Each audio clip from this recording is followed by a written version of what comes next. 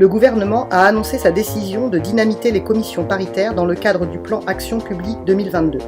Mais les commissions administratives paritaires, qu'est-ce que c'est ? Les commissions administratives paritaires sont des instances dans lesquelles sont représentées à parts égales l'administration et les représentantes du personnel.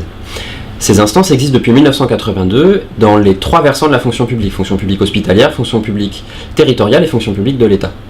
Les CAP ont des compétences très variées, mais qui touchent toutes de près ou de loin à la gestion de carrière des personnels. Il peut s'agir de la gestion des promotions, de la gestion des mutations, de la question disciplinaire, ou bien des congés de formation, des mises en disponibilité. Le point le plus visible, c'est la suppression de l'examination des mutations par les commissaires paritaires. Aujourd'hui, quand on veut muter, il y a des critères précis et des barèmes à respecter. À Sud Éducation, les commissaires paritaires vérifient que les barèmes soient bien respectés et que les mutations ne donnent pas lieu à des passe-droits. Demain, c'est terminé. Le gouvernement veut supprimer l'examen des mutations par les commissaires paritaires. L'enjeu, des mutations sur profil par les chefs d'établissement. Pour muter, il faudra un CV. Le ministère a même laissé entendre que les écoles seraient transformées en établissements avec des directeurs et directrices d'école, chefs d'établissement.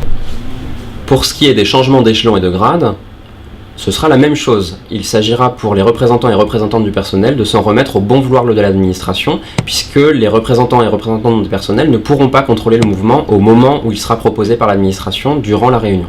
Cela permet au gouvernement de faire passer le nombre de commissions paritaires dans l'éducation nationale de 33 à 3. Par exemple, dans mon académie, celle de Créteil, la CAP du groupe A regrouperait 55 000 personnes. Moi, en tant que commissaire paritaire, je ne m'imagine pas du tout suivre 55 000 fonctionnaires. Le suivi ne peut pas être sérieux. En ce qui concerne la procédure disciplinaire, les agents peuvent risquer jusqu'à leur carrière. Or, le gouvernement n'a rien trouvé de mieux à faire que de proposer jusqu'à la dématérialisation des procédures.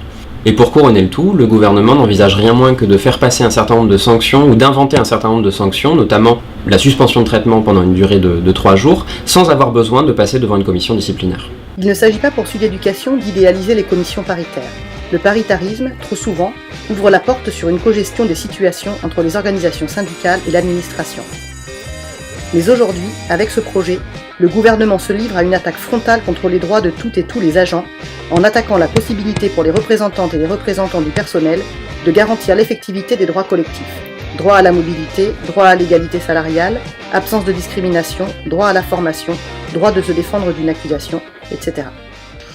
Sud Éducation, avec l'Union syndicale solidaire, refuse ce projet de destruction du paritarisme.